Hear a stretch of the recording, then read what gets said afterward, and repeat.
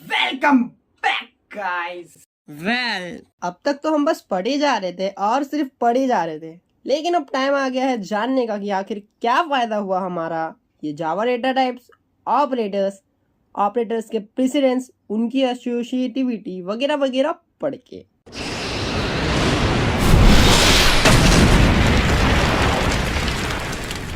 It's about damn time! I've been waiting, Hashirama!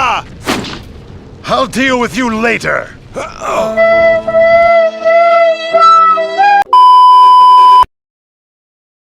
सो ये सब पढ़ने का कारण है कंट्रोल फ्लो स्टेटमेंट्स। लेकिन ये आखिर है क्या चीज? As per the condition execute होने वाले स्टेटमेंट्स को कहा जाता है control flow statements. And as we all know कि condition is boolean, which means it's true or false. There are mainly 3 control flow statements in Java, which are if else, switch case and loops. कोई भी statement हम use करेंगे तो उसके नाम का उसका खुद का ब्लॉक होगा। जैसे अगर मैं एक while लूप यूज करूँ तो उसका while लूप ब्लॉक होगा और वो ब्लॉक ये कर्ली ब्रेसेस होंगे। एंड इन दोनों कर्ली ब्रेसेस के अंदर जो भी कोड होगा उतना ही कोड इस ब्लॉक का अपना होगा। एक प्यारा सा एग्जांपल देख के समझने की कोशिश करते हैं। So we are on our main.java file और हम हमारे कॉपी से बॉयलरप्लेट ला देंगे। आज के प्रोग्राम का या फिर टॉपिक का नाम है कंट्रोल फ्लो स्टेटमेंट्स, जैसे आपको पता ही होगा। एंड इसमें हम पढ़ रहे हैं इफ एल्स कंडीशनल्स। क्या पढ़ रहे हैं? If else conditionals. सो मैं फटाक से इसको एक हेडिंग के रूप में दे दूंगा। सो लेट्स अज्यूम कि मेरे पास एक वेरिएबल है एक्स। तो एक वेरिएबल बनाता हूँ एक्स और उसकी वैल्यू लेट्स से कुछ भी रख लेता हूँ 25। एंड एक कंडीशन है जो कि ऑब्वियसली बूलियन ही होगी और वो कंडीशन चेक करती है कि whether my X is positive और नॉट। तो उसको कंडीशन कैसे बनाएंगे? लेट्स से कंडीशन मेरे को कंडीशन की स्पेलिंग भी नहीं आती है। तो कंडीशन अगर चेक करना है मुझे एक्स से पॉजिटिव, एक्स अगर पॉजिटिव है कि नहीं, तो सिंपली अगर एक्स की वैल्यू 0 से ज़्यादा है तो पॉजिटिव होगी। 0 इक्वल होगा नहीं होगा फ़र्क नहीं पड़ता, लेकिन अगर वो 0 से ज़्यादा है तो इसका मतलब हुआ कि हमारा एक्स पॉजिटिव है। And that's what condition is about कि ये चेक करता है। लिख देता हूँ whether X is positive. Okay, मेरे को स्पेलिंग नहीं आती है और नॉट।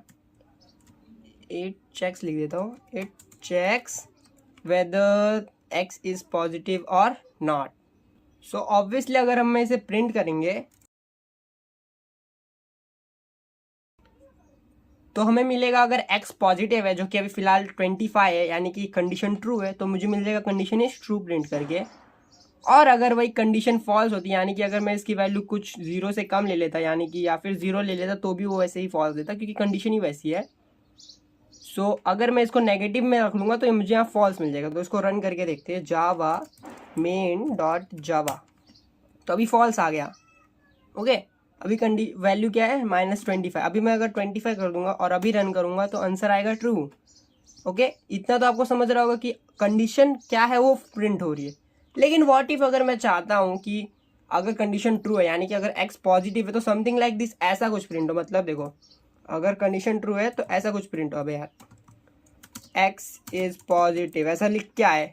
मतलब मैं चाहता हूँ अगर कंडीशन ट्रू हो तो मैं कंट्रोल कर सकूँ, मैनिपुलेट कर सकूँ मेरे प्रोग्राम को कुछ लिखने के लिए। फॉर नाउ अज्यूमिंग कि हमें बस प्रिंट करना है, वो भी टर्मिनल में, ज़्यादा कुछ नहीं करना है। अगर हमारा कंडीशन मतलब मेरा वैल्यू एक्स की वैल्यू 25 है, मतलब अगर पॉजिटिव है, जो कि कंडीशन ट्रू हो रही है, तो एक्स इज पॉजिटिव करके प्रिंट हो जाए। वही अगर कंडीशन फॉल्स है, यानी कि एक्स नेगेटिव है, तो नेगेटिव प्रिंट हो जाए। और वी आर नॉट अज्यूमिंग 0 है क्योंकि अभी 2 ही कंडीशन ले रहे हैं। सो अगर एक्स पॉजिटिव है तो एक्स पॉजिटिव प्रिंट हो जाए, प्रिंट मतलब स्टेटमेंट में प्रिंट हो जाए। अगर फॉल्स है तो नेगेटिव है तो नेगेटिव प्रिंट हो जाए। अभी अगर मैं इसको ऐसे करने की कोशिश करूँगा, एक्स इज, अभी क्या लिखूँ मैं? पॉजिटिव लिखूँ कि नेगेटिव लिखूँ? मुझे तो पता नहीं है ट्रू आएगा कि फॉल्स आएगा। अभी मैंने यहाँ पे लिखा है इसलिए मेरे को समझ रहा है कि ये ट्रू है, लेकिन हर बार इसकी वैल्यू मैं थोड़ी डिफाइन करूँगा। हो सकता है यूज़र दे, तब क्या करेंगे हम? That's why we are gonna use control flow statement, जो कि इफ एल्स स्टेटमेंट अभी हम लोग पढ़ रहे हैं, तो भी यूज़ करेंगे। यहाँ पे मैं 1 लिख दूँ। ओके, तो आई होप आपको समझ रहा होगा कि मैं कहना क्या चाह रहा हूँ। पहले इसको कंडीशन करके रख देते हैं। सो अगर मैं चाहता हूँ कि कंडीशन के अकॉर्डिंग मैनिपुलेट करूँ मेरे प्रोग्राम को, कंट्रोल करूँ, या फिर सिंपली जो चाहे मैं वो करूँ, जो कि हो सकता है वही कर सकता हूँ मैं, तो उस समय हम यूज करते हैं इफ एल्स कंडीशनल का, और वो बहुत सिंपली है। सिंपली मतलब बहुत सिंपल है, ज़्यादा रॉकेट साइंस जैसा नहीं है। तो लेट्स सी देखते हैं। पहला आता है हमारा इफ ब्लॉक। तो यहाँ पे लिख देता हूँ यूजिंग इफ ब्लॉक ओनली। तो हम पहले बनाएंगे हमारा if block. Okay, if block कुछ ऐसा दिखता है। यहाँ पे ये जो पैरेंथेसिस है उसमें कंडीशन आती है उसकी, और कंडीशन हमने बना के रखी, तो मैं यहाँ पे सीधा दे देता हूँ कंडीशन। ओके, और अभी के लिए इसको कमेंट आउट कर देते हैं क्योंकि हम नहीं चाहेंगे कि बार बार प्रिंट हो। ओके, और एक स्पेस के लिए यहाँ पे मैंने डाल दिया \n। अगर कंडीशन ट्रू है, मतलब मेरा कंडीशन क्या है, ये कंडीशन है, यहाँ पे मैंने डायरेक्ट लिख दिया। तो ये अगर ट्रू है यानी कि x पॉजिटिव है, तो क्या प्रिंट होना चाहिए, x इज पॉजिटिव। क्या होना चाहिए प्रिंट, x इज पॉजिटिव। तो मैं यहाँ पे लिख देता हूँ system.out.println। ओके, और ये पैरेंथेसिस और ये, हाँ। अगर मेरा कंडीशन ट्रू है यानी कि x पॉजिटिव है, x 0 से ज़्यादा है, तो प्रिंट हो जाएगा x इज पॉजिटिव। ठीक है, चलो चेक करके देखते हैं। x इज पॉजिटिव प्रिंट हो गया। व्हाट इफ अगर मैं कंडीशन को बदल दूँ, या कंडीशन को नहीं, मैं यहाँ पे वैल्यू को बदल देता हूँ पहले। अगर मेरा वैल्यू अभी क्या है -25, विच मीन्स ये कंडीशन क्या होगी, फॉल्स होगी। क्या होगी, फॉल्स होगी, यानी कि ये भी फॉल्स होगा। हमने इफ में क्या दिया, अभी फॉल्स दिया। पहले क्या दिया था, ट्रू दिया था। ट्रू दिया था तो ये प्रिंट हुआ था। फॉल्स दिया हो तो अब क्या प्रिंट होगा कि नहीं, चलो चेक करते। एंड नहीं प्रिंट हुआ। So that's how if block works. अगर हम कोई कंडीशन देंगे उसमें इवैल्यूएटेड हो या अनइवैल्यूएटेड, मतलब फ़र्क नहीं पड़ता। अगर इवैल्यूएटेड है तो डायरेक्ट ट्रू या फॉल्स उसके पास रहेगी, जो कि बुलियन ही होगी ऑब्वियसली। तो अगर मैं बुलियन दिया हूँ, मतलब उसको कंडीशन दिया हो जो कि इवैल्यूएटेड है, तो डायरेक्ट वो अपना काम करना शुरू कर देगा। अगर वो इवैल्यूएटेड नहीं है यानी कि कुछ अनइवैल्यूएटेड कंडीशन दिया हो, तो ऑब्वियसली जैसे इवैल्यूएट होता है हमारा कंडीशन, जो भी ऑपरेटर्स और प्रेसिडेंस वाला झोल झपाटा होता है, तो वो होगा। और एट द एंड जब हमारे पास टोटल एक वैल्यू मिलेगी, इवैल्यूएटेड वैल्यू, जो कि ऑब्वियसली बुलियन होने वाली है, तो वो बुलियन अगर ट्रू है, तो जो भी इफ ब्लॉक के अंदर है, इफ ब्लॉक क्या है हमने जस्ट देखा था। इफ ब्लॉक मतलब कोई भी अगर स्टेटमेंट हम यूज़ कर रहे हैं तो उसका कुछ ना कुछ ब्लॉक होगा अपना। और इफ अगर इफ स्टेटमेंट यूज़ करें तो इफ का इफ ब्लॉक होगा, और इसलिए मैंने यहाँ लिखा यूजिंग इफ ब्लॉक ओनली। तो अगर इफ ब्लॉक है, अगर कंडीशन ट्रू है, तो इफ ब्लॉक के अंदर जो भी कोड है, डजेंट मैटर क्या लिखा है मैंने, जो भी कोड है वो एग्जीक्यूट होना एक के बाद एक चालू हो जाएगा। अब यहाँ पे मैंने सिर्फ एक ही लाइन लिया तो एक ही लाइन होगा। अगर यहाँ पे मैं ऐसे 10-15 लाइन ले दूँ, है ना, अगर ऐसे मैं 10-15 लाइन दे दूँ, हाँ, तो एक एक करके वैल्यूएट एग्जीक्यूट होना चालू हो जाएगा। समझ गए। तो अभी के लिए हटा देते हैं थोड़ा। लेकिन अभी आप सोच रहे होगे कि तो सिर्फ एक ही कंडीशन चेक कर रहे हैं, यानी कि अगर x पॉजिटिव है तो ही प्रिंट कर रहा है, अगर नेगेटिव है तो प्रिंट ही नहीं कर रहा है। सो हम दूसरा इफ ब्लॉक यूज़ करेंगे, जिसमें इफ ब्लॉक अगर हम दूसरा कंडीशन देंगे, उसको कंडीशन क्या देंगे, अगर x नेगेटिव है यानी कि x क्या है, 0 से छोटा है, तो सिंपली प्रिंट कर दो। क्या प्रिंट कर दो यार, इतना सिंपल सी बात है, नेगेटिव प्रिंट कर दो। ये इसको मैं कॉपी पेस्ट कर लेता हूँ और यहाँ पे आ जाएगा नेगेटिव। ठीक है, अभी हमारा x की वैल्यू क्या है, -25, यानी कि नेगेटिव है वैल्यू ना। तो इन दोनों में से कौन सा एग्जीक्यूट होना चाहिए, x इज पॉजिटिव आना चाहिए कि x इज नेगेटिव आना चाहिए। आई होप आपने गैस कर लिया होगा, x इज नेगेटिव आ गया। व्हाट इफ अगर मैं इसको 0 कर दूँ, 0 नहीं, पहले 25 करके देखते हैं, क्या x is positive he print होगा या फिर नेगेटिव भी प्रिंट हो जाएगा। सिर्फ x इज पॉजिटिव प्रिंट हुआ, यानी कि अगर मैंने कंडीशन कुछ दी और अगर वो कंडीशन इवैल्यूएट होकर फॉल्स हो गई तो वो एग्जीक्यूट ही नहीं होगा, वो ब्लॉक, इफ का ब्लॉक एग्जीक्यूट ही नहीं होगा। लेकिन अगर ट्रू है तभी एग्जीक्यूट होगा। इतना समझ गया। लेकिन अब अगर चेक करते हैं, हमारा वैल्यू 0 है। अब 0 क्या है ना, neither positive nor negative, 0 is neutral. तो इसके हिसाब से अगर हम थोड़ा सा दिमाग लगाए तो इसका मतलब है कि दोनों में से कोई भी प्रिंट नहीं होना चाहिए, और कुछ नहीं प्रिंट हुआ क्योंकि दोनों ही कंडीशन फॉल्स हुई ना। क्या x बड़ा है 0, देखो x क्या है, 0 है, 0 0 से बड़ा होता है, ऑब्वियसली नहीं होता है, तो ये फॉल्स हो गया, ये वाला कंडीशन फॉल्स हो गया। एक काम करता हूँ, नहीं रहने दो, इतना तो समझ ही रहा होगा आपको। मैं सोच रहा था कि ये कंडीशन को पूरे यहाँ को यहाँ ला दूँ तो ज़्यादा समझेगा, लेकिन इवैल्यूएट तो हो रहा है ना। और अगर देखो x इज लेस देन 0। क्या 0 0 से छोटा होता है? ऑब्वियसली फॉल्स नहीं होता है, तो इसलिए दोनों नहीं प्रिंट हुआ। So it was using if block only. और हमने देखा एक इफ ब्लॉक से एक कंडीशन को हम लोग चेक कर सकते हैं, दूसरे इफ ब्लॉक को यूज़ करके हम दूसरा कर सकते हैं। तो यानी कि अगर मोटा मोटी देखें तो एक इफ ब्लॉक एक ही कंडीशन चेक कर सकता है, लेकिन ऐसा होगा नहीं कि आपका हर बार एक कंडीशन ही हो। आपके पास मिलियंस ऑफ कंडीशन, मिलियंस ज़्यादा हो गए, आपके पास थाउजेंड्स ऑफ कंडीशन हो सकते हैं, या फिर हंड्रेड्स ऑफ कंडीशन, एटलीस्ट 10 तो हो सकते हैं कभी कभी बड़े बड़े केसेस में। तो अगर ऐसे कंडीशन है आपको चेक करने, तो आप बार बार इफ ब्लॉक नहीं यूज़ करोगे, दैट इज़ रिडंडेंट। क्योंकि ये इफ ब्लॉक और इफ ब्लॉक का कुछ लेना देना नहीं है, दोनों कनेक्टेड नहीं है, दोनों इंडिविजुअल है, दोनों इंडिपेंडेंट है। And that's where come else block. तो अब हम यूज करेंगे इफ और एल्स ब्लॉक यूजिंग। अब इफ एल्स ब्लॉक थोड़ा सा अलग हो गया इफ से। जो हम इंडिविजुअल इफ बना रहे हो तो इफ रहेगा। ओके, अभी मैं एक दूसरा कंडीशन ले रहा हूँ। तो x इज लाइक 24, ठीक है। अगर x इज 24 तो प्रिंट कर दो x इज, प्रिंट कर दो क्या, x इज 24। ओके, लेकिन अगर x 24 नहीं है तो प्रिंट करना है कि x इज नॉट 24। तो अब मैं ये लिखूंगा else। ओके, else लिखूंगा मैं, और इसका कोई कंडीशन नहीं रहता है। System dot out dot println, अब यहाँ लिख दूंगा x is not 24। Okay, else block का थोड़ा अलग सीन है, देखते हैं चलो। ओके, इफ ब्लॉक में जो मैं कंडीशन देता हूँ सेम जैसा इफ में हमने पहले देखा, इफ का सेम वही है। इफ ब्लॉक में कंडीशन दे दिया हूँ, अगर ये ट्रू होगा तो एग्जीक्यूट होगा इफ ब्लॉक, ठीक है।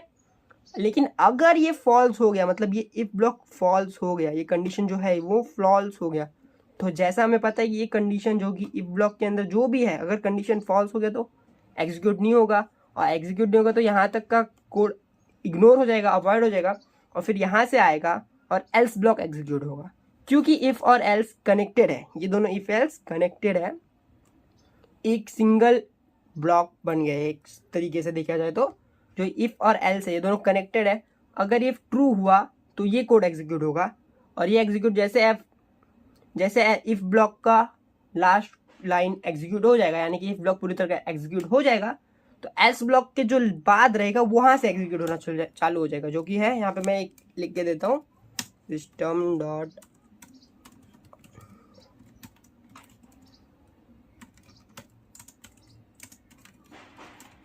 तो अगर इफ एग्जीक्यूट हुआ तो एल्स एग्जीक्यूट नहीं होगा, लेकिन एल्स के बाद जो है वहाँ से प्रोग्राम एग्जीक्यूट होना चालू हो जाएगा। और अगर इफ एग्जीक्यूट नहीं हुआ, यानी कि कंडीशन फॉल्स हुई, तो इफ तो इग्नोर हो जाएगा, लेकिन एल्स पे आएगा पूरा कंट्रोल फ्लो, और एल्स के ब्लॉक के अंदर जितना भी कोड रहेगा वो एक के बाद एक के बाद एक के बाद एक कंट्रोल फ्लो, मतलब एक के बाद एक के बाद एक के बाद एक एग्जीक्यूट होना चालू हो जाएगा। और जब उसका एग्जीक्यूशन खत्म होगा, यानी कि एल्स ब्लॉक जब खत्म होगा, तब हमारा जो कंट्रोल फ्लो है और प्रोग्राम आ जाएगा एल्स ब्लॉक के बाद। तो are you getting the point? अगर ट्रू है तो इफ कंडीशन इफ एग्जीक्यूट होगा इफ ब्लॉक, अगर कंडीशन ट्रू है तो इफ ब्लॉक एग्जीक्यूट होगा, अगर कंडीशन फॉल्स है तो एल्स ब्लॉक एग्जीक्यूट होगा। ओके, अभी क्या है कंडीशन चेक कर देते हैं। x इज 0, क्या x 24 है? नहीं, x 24 नहीं है, इसको कमेंट कर देते 2 मिनट के लिए। हाँ, तो क्या x 24 है? नहीं, x 0 है, तो इसका मतलब क्या हुआ, ये फॉल्स है। क्या है ये? फॉल्स है। तो ये हमें x इज 24 प्रिंट होके नहीं दिखना चाहिए, हमें क्या दिखना चाहिए, x इज नॉट 24 और हेलो देयर। ठीक है, रन करके देखते हैं। x इज नॉट 24 और हेलो देयर, हेलो देयर हर बार प्रिंट होगा। क्यों? क्योंकि वो इनके ब्लॉक में नहीं है, इफ एल्स ब्लॉक में नहीं है, वो अलग है, वो इंडिपेंडेंट कोड लिखा हुआ है यहाँ पे। जो प्रिंट स्टेटमेंट है ये वाला इंडिपेंडेंट है, पर ये दोनों इंडिपेंडेंट नहीं है, ये दोनों एक दूसरे से रिलेटेड है। अगर ये एग्जीक्यूट हो रहा है तो ये नहीं हो सकता, अगर ये एग्जीक्यूट हो रहा है तो ये नहीं हो सकता, और ये एग्जीक्यूट हो रहा है तो ये नहीं हो सकता। जब ये नहीं होगा तभी ये होगा। समझ लो क्या कह रहा हूँ मैं? अब अगर मैं कंडीशन को, मतलब वैल्यू को लेट्स से 24 ही करना है, 24 करना है, तो इसका मतलब क्या होगा, x की वैल्यू 24 है, तो इसका मतलब x इज 24 प्रिंट होगा। और इसका मतलब ये है कि एल्स नहीं प्रिंट होगा, ये इग्नोर हो जाएगा, लेकिन हेलो देयर प्रिंट होगा। तो यहाँ पे हमें क्या मिलना चाहिए, x इज 24 और हेलो देयर, एंड आप देख सकते हो एग्जैक्टली वही प्रिंट हुआ। लेकिन एक चीज आपको पता रहना चाहिए, जो एल्स ब्लॉक है वो इफ ब्लॉक के बिना कभी नहीं आ सकता, लेकिन अगर मैं सिर्फ इफ ब्लॉक यूज करूँ तो वो आ सकता है। ठीक है, सिर्फ इफ ब्लॉक आ सकता है क्योंकि वो इंडिपेंडेंटली रहता है इफ ब्लॉक। लेकिन एल्स ब्लॉक को उसका अपना इफ ब्लॉक चाहिए, उसके बिना का प्रोग्राम कंपाइल ही नहीं होगा। ठीक है, अब ये देखो, ये इसको मैंने कट किया। ओके, अब मैं अगर रन करूंगा तो यहाँ पे एरर आ गया, एरर एल्स विदाउट इफ, यानी कि एल्स के बिना, मतलब इफ के बिना कोई भी एल्स स्टेटमेंट एग्जिस्ट नहीं कर सकता आपके प्रोग्राम में। आपको मिनिमम एक इफ ब्लॉक चाहिए अगर एल्स ब्लॉक यूज कर रहे हो तो, इफ स्टेटमेंट चाहिए अगर एल्स स्टेटमेंट यूज हो रहा है तो। और अगर मैं चाहूँ ना तो इसको यहाँ से कर दूंगा and now they are connected. अब ये और ये कनेक्टेड हो चुके हैं और कंडीशन क्या है, एक्स नेगेटिव है, तो यहाँ पे हमारा एल्स ब्लॉक प्रिंट होगा, यानी कि एक्स इज नॉट 24 आएगा। ओके, तो अगर एल्स है उसके ऊपर कहीं ना कहीं उसको इफ चाहिए ही चाहिए। डजंट मैटर कि एकदम ऊपर चाहिए, डजंट मैटर, लेकिन उसको चाहिए। ओके, वेल हमने इफ स्टेटमेंट देखा, इफ एल्स स्टेटमेंट को कैसे कनेक्टेड रहता है वो भी देखा, इफ स्टेटमेंट इंडिपेंडेंट है वो भी देखा। लेकिन there is one more statement जो कि इन दोनों का हाइब्रिड है। हाइब्रिड वर्ड तो आपने टर्नरी ऑपरेटर में बहुत अच्छे से सुना होगा, लेकिन ये भी थोड़ा उसी तरह है, और ये हाइब्रिड है इफ और एल्स का। यानी कि ये एक ऐसा स्टेटमेंट है जो कि इफ के बिना नहीं रह सकता, जैसे कि एल्स स्टेटमेंट इफ के बिना नहीं रह सकता, लेकिन ये कंडीशन लेता है जो कि इफ स्टेटमेंट कंडीशन लेता है, इसीलिए इसका नाम है else if statement, using else if statement. Okay, अब जिस तरह हमने देखा है एल्स स्टेटमेंट को अगर यूज करना है तो उसके लिए परमानेंट, मतलब जरूरी है, इंपॉर्टेंट है इफ स्टेटमेंट उसका यूज करना, उसके बिना एल्स स्टेटमेंट नहीं आ सकता, एग्जिस्ट नहीं कर सकता। और अगर हम कोशिश करेंगे तो हमारा कंपाइलर हमें एरर दे देगा। उसी तरह एल्स इफ स्टेटमेंट के लिए भी एक इफ स्टेटमेंट चाहिए, उसीलिए हम पहले एक इफ स्टेटमेंट बनाते हैं और कंडीशन लेते हैं, let's say x is 0। Okay, कुछ भी कंडीशन ले रहा हूँ ना मैं समझाने, तो यहाँ पे मैं लिख देता हूँ x इज 0, सिंपल है। अभी एल्स इफ स्टेटमेंट एल्स के पहले आता है, यानी कि एल्स के पहले, मतलब मैं अगर एल्स स्टेटमेंट लिखा यहाँ पे,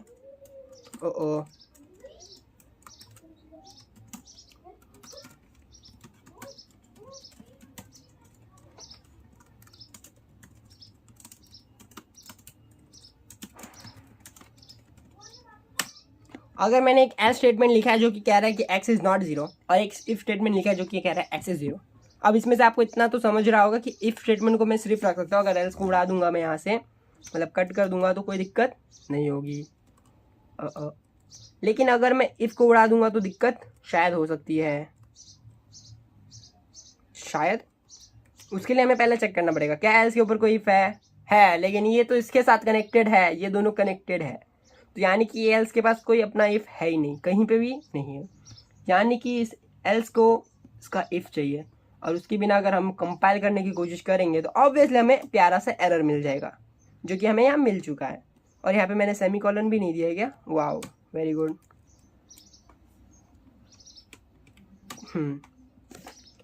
तो अगर मैं एल्स इफ स्टेटमेंट यूज कर रहा हूँ, ओके, तो एल्स इफ स्टेटमेंट को मुझे एल्स के पहले यूज करना है और इफ के बाद यूज करना है। ठीक है, else if statement, else if ऐसा लिखेंगे, उसको कंडीशन देना पड़ता है, और लेट्स से कंडीशन मैं कह रहा हूँ 1 है, ठीक है, और कंडीशन हो 1 तो ऑब्वियसली हम लिखेंगे x इज 1।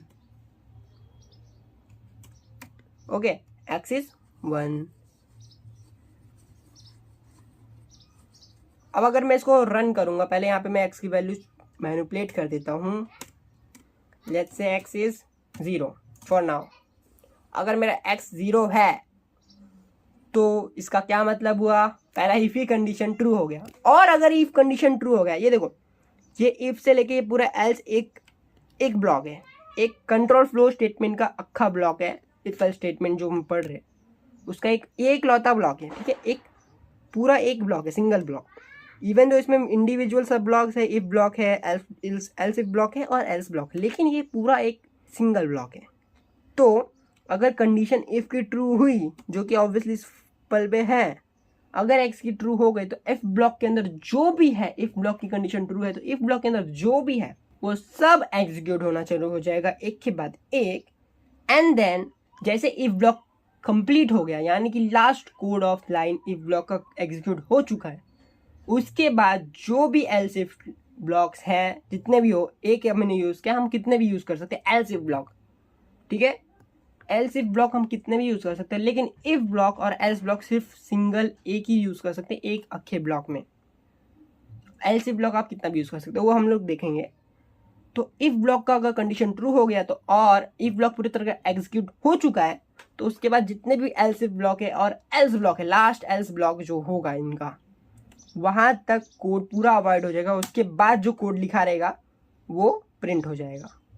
मतलब कहना चाहता हूँ मैं कि जो एल्स ब्लॉक के बाद से कोड रहेगा वहाँ से प्रोग्राम एग्जीक्यूट होना चालू हो जाएगा, यानी कि कंट्रोल फ्लो हमारा यहाँ से जंप, ये जगह से जंप करके सीधा यहाँ पे आ जाएगा, यहाँ पे। ओके, तो अभी अगर मैं इसको रन करूँगा तो क्या प्रिंट होना चाहिए, एक्स इज 0 और हेलो देयर। पहले मैं इसको कमेंट कर देता हूँ यहाँ वाले को। तो देखो यहाँ पे क्या आना चाहिए, एक्स इज 0 हेलो देयर, यानी कि ये और ये अवॉइड हो गए, इग्नोर हो गए। और लेकिन ये तो हुआ क्योंकि ये इनके साथ रिलेटेड नहीं है, दोनों ये तीनों चीज़ इंटरकनेक्टेड है, बट ये इंडिविजुअल है। ओके, अभी मैं अगर वैल्यू बदल दूँ, लेट्स से मैं अगर इसको 1 कर दूँ, तो इसका क्या मतलब होगा, X is 1 hello there. X is 1 कहाँ से प्रिंट हुआ, यहाँ से प्रिंट हुआ, यानी कि अगर ये कंडीशन फॉल्स हुई इफ़ की, तो इफ ब्लॉक तो अब ऑटोमेटिकली इग्नोर हो जाएगा क्योंकि कंडीशन फॉल्स है, तो उसमें देखेगा नहीं। और अगर कंडीशन फॉल्स है तो हमारा कंट्रोल फ्लो स्टेटमेंट इसका कंडीशन चेक करेगा, एल्स इफ का, और वो कंडीशन क्या है, फिलहाल ट्रू है। तो एल्स इफ के अंदर जितने भी कोड होंगे वो ब्लॉक के कोड एग्जीक्यूट होने लगेंगे, और जब वो एग्जीक्यूट हो चुके रहेंगे पूरी तरह, यानी कि एल्स इफ ब्लॉक जो कि इतना ही अभी फिलहाल वो एग्जीक्यूट हो चुका है, तो उसके बाद हमारा एल्स ब्लॉक भी स्किप हो जाएगा, और उसके नीचे अगर कोई एल्स इफ ब्लॉक और होते तो वो भी स्किप हो जाते, और सीधा हमारा कंट्रोल फ्लो कहाँ आता, यहाँ आता। और लेकिन अब अगर मैं कोई और वैल्यू लूँ जो कि समझो 56 है, अब ना कि ये ट्रू है ना ही ये ट्रू है, तो हमारा कंडीशन चेक होगा फॉल्स है, ठीक है, इफ इग्नोर करो, ये भी फॉल्स है, ठीक है, एल्स इफ भी इग्नोर करो। लेकिन अब तो और कुछ चेक करने का बचा ही नहीं है, यानी कि एल्स ही बचा है, और एल्स में अगर हमारा कंट्रोल फ्लो आ गया तो इसका मतलब यही होता है कि वो चुपचाप एग्जीक्यूट हो जाएगा, और एल्स एग्जीक्यूट होने के बाद तो हमारा कंट्रोल फ्लो इस ब्लॉक से निकल जाएगा और ये इंडिविजुअल कोड्स को हैंडल करने लगेगा, यानी कि एक्स इज नॉट 0 और हेलो देयर प्रिंट होगा। X is not 0 hello there print हुआ।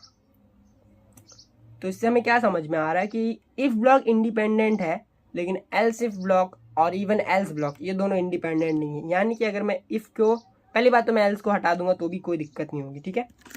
अगर मैं एल्स इफ ब्लॉक को सिर्फ इफ के साथ यूज़ करूँगा ना तो भी चलेगा, कोई दिक्कत की बात नहीं है। ओके, कंपाइल हो गया।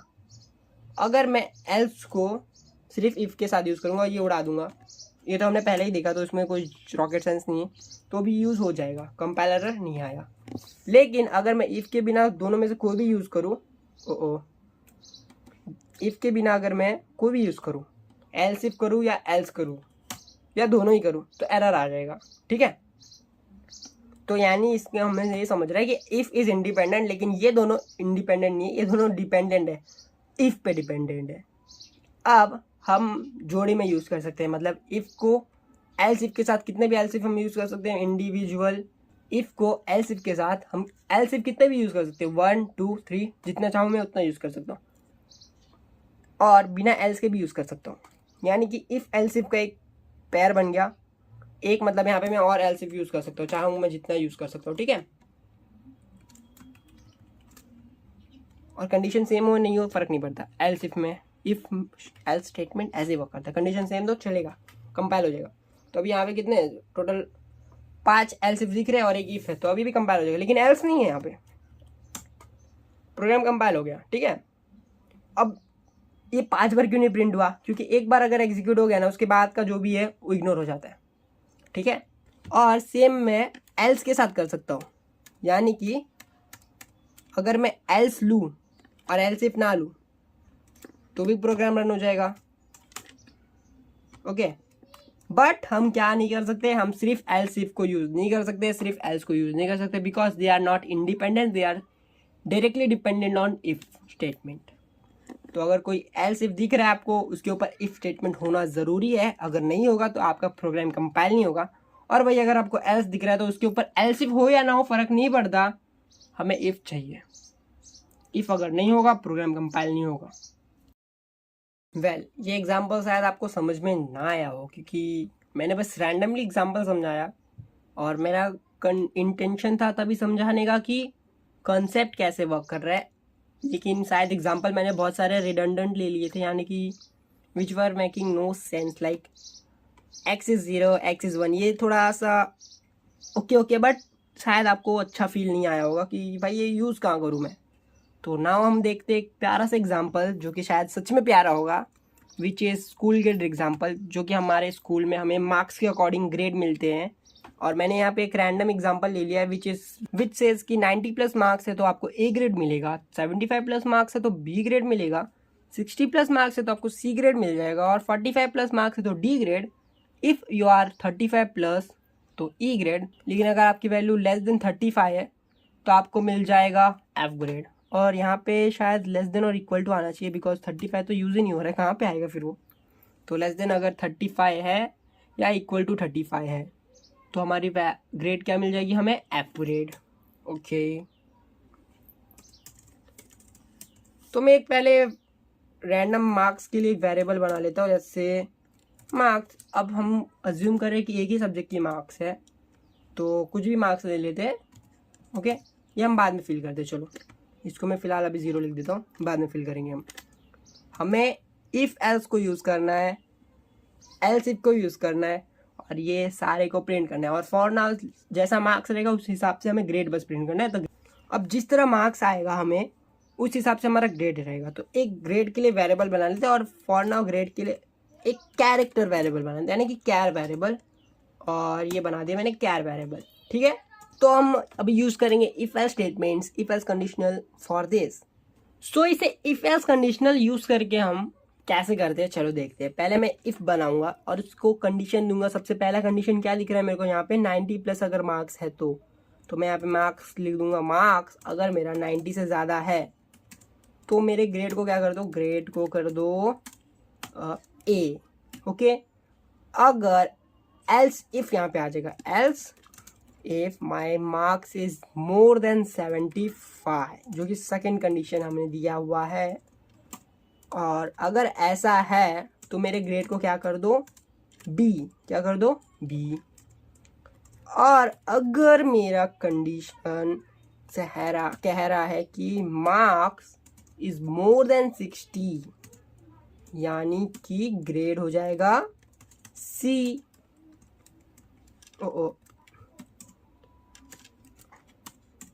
If it is more than 45, marks क्या है, मोर देन 45, तो ग्रेड को क्या कर दो, डी। अगर मेरा मार्क्स 35 से ज्यादा है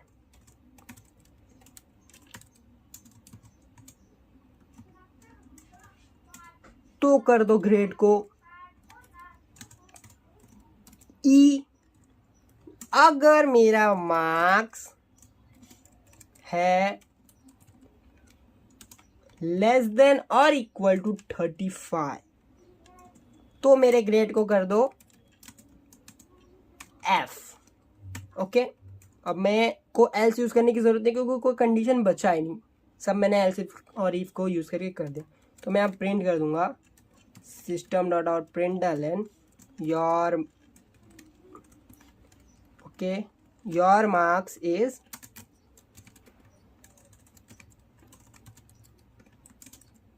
और मार्क्स कहाँ से मिलेगा हमें, मार्क्स वेरिएबल से मिल जाएगा। और फिर लिख देंगे यहाँ पे योर ग्रेड। क्या लिख देंगे, योर ग्रेड। और ये मैंने अभी कैसे किया, अल्ट को क्लिक करके रखा और जब सिलेक्ट कर रहे तो मल्टीपल कर्सर बन जाते हैं। अल्ट को क्लिक करोगे तो अल्टरनेटिव की। सो मार्क्स की जगह हम यहाँ पे लिख देंगे ग्रेड। तो अगर मेरा मार्क्स जितना है उस हिसाब से मेरे को ग्रेड मिल जाएगा। तो इसको रन करके देखते हैं। फिलहाल मेरा मार्क्स कितना है, फिलहाल मार्क्स तो 0 है। वेल अभी इसको मेरे को करना पड़ेगा लेट्स से 89। तो 89 के अकॉर्डिंग क्या आना चाहिए? ओ मैंने यहाँ पे 75 की जगह 90 लिख दिया क्या? अच्छा वो देख लिया, फिर पूरा चेक कर लेता हूँ पहले। ये ठीक है 60 45 35 लेस देन 35 ओके। तो अगर मेरे मार्क्स है 89 क्या हुआ? वेल अब दिक्कत आपकी आएगी प्रिमिटिव के साथ, जो कि यहाँ पे मैंने अभी जस्ट देखा कि आपको इनिशियलाइज करना पड़ता है अगर आप प्रिंट कर रहे हो तो। अब देखो, अब ज़रूरी नहीं है कि हमारा इफ़ एल्स के अंदर हमेशा कंडीशन ट्रू हो, और अगर कंडीशन ट्रू नहीं होगा तो ऑब्वियसली कंपाइल ही नहीं करने देगा। ठीक है, तो हमें पहले इसको इनिशियलाइज करना पड़ेगा और कोई रैंडम वैल्यू नहीं देने का, सिर्फ ऐसा लिख दो। इसका मतलब होता है एक नल कैरेक्टर जिसका कोई मतलब ही नहीं होता है। बस ये इनिशियलाइज हो चुका है। 89 मार्क्स था, ग्रेड क्या आया? बी। अब अगर मैं उसको 99 कर दूं तो ग्रेड क्या आएगा? ए। ठीक है, ये भी मेरे को समझ गया। लेट्स से 63 कर दिया, अब क्या ग्रेड आएगा? सी आ गया। Does it match? Does it match? Yes it match. अगर मैं 43 लिया तो क्या आना चाहिए? ऑब्वियसली ई आना चाहिए। ई आया। एंड इफ इट्स 33 तो ऑब्वियसली एफ आना चाहिए, एंड एफ आया। लेकिन अगर मैं अभी 0 मार्क्स दूंगा तो क्या आएगा? अब 0 मार्क्स तो ऑब्वियसली फेल हुआ। ठीक है, आई गेट इट। तो फेल आना चाहिए। फेल आ गया मतलब एफ आया। लेकिन व्हाट इफ अगर मैं इसको नेगेटिव दे दूं? अब नेगेटिव मार्क्स तो मिलते नहीं है। -34 एफ। ये क्या गलत हुआ भाई? ये कैसे? इनवैलिड नंबर दिया मैंने, इनवैलिड मार्क्स दिया, तो क्यों ये चेक कर रहा है? तो ये एफ क्यों दे रहा है? तो हमने वो कंडीशन ही कहाँ चाहिए है? अभी तक हमने वो कंडीशन हैंडल ही नहीं की है। अगर नेगेटिव मार्क्स आ गए तो हमने कंडीशन हैंडल किया क्या? नहीं किया है। तो यहाँ पे हमें एक कंडीशन और डालना पड़ेगा। पहले इसको मैं ब्रैकेट के अंदर डालता हूँ ताकि आसानी हो समझने में, और एंड यूज़ करेंगे। हमारा मार्क्स क्या है? लेस देन 35 है। हम देखो यहाँ से चेक करते करते आए, पहले 90 से ज़्यादा है, नहीं है। 75 से ज़्यादा नहीं है। 60 से ज़्यादा है, नहीं। 45 से ज़्यादा है, बिल्कुल नहीं है भाई। 35 से ज़्यादा भी नहीं है। क्या 35 से कम है? हाँ है, लेकिन वो वैल्यू 0 के इक्वल या तो 0 से ज़्यादा होनी चाहिए, है ना। 0 के इक्वल या तो 0 से ज़्यादा होनी चाहिए, तो एफ दे दो। लेकिन अगर ऐसा नहीं है तो मैं यहाँ पे एक एल्स डाल देता हूँ ना, सिंपली एक एल्स डाल देता हूँ। यानी कि अभी क्या बचा कंडीशन में? देखो, अगर वो मार्क्स 0 से ज़्यादा नहीं है तो इसका मतलब आपने इनवैलिड नंबर डाला है। ओके, तो यहाँ पे मैं लिख दूंगा system.out.println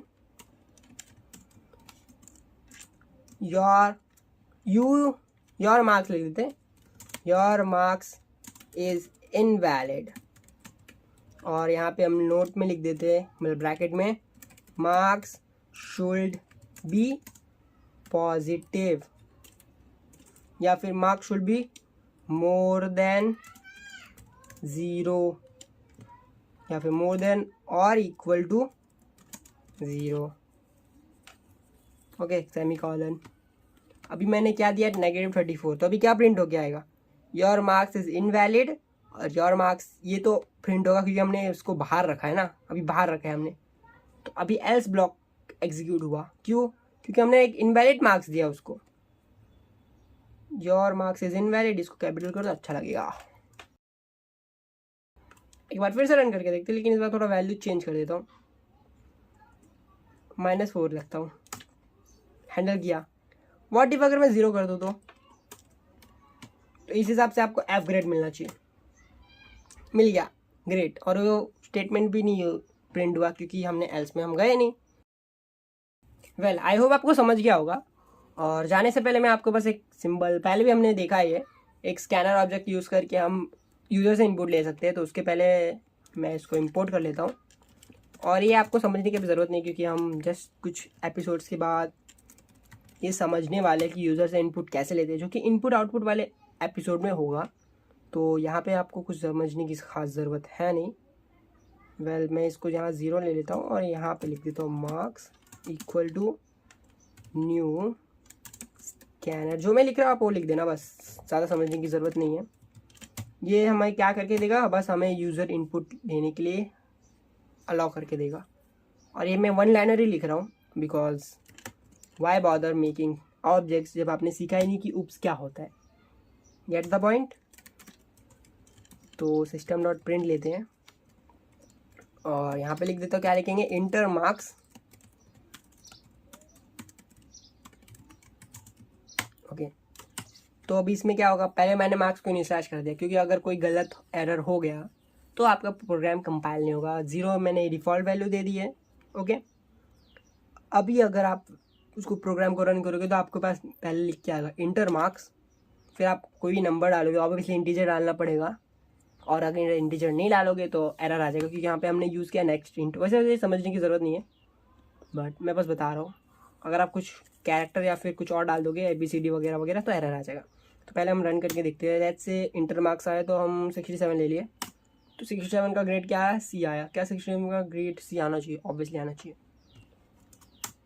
अभी अगर मैं इसको कोई नंबर दे दूँ जो कि नेगेटिव हो तो मुझे इनवैलिड करके निकल आना चाहिए, ऑब्वियसली आ गया। लेकिन अगर मैं इसको कोई ऐसा नंबर दे दूँ तो क्या आएगा आंसर, दिक्कत आ गई।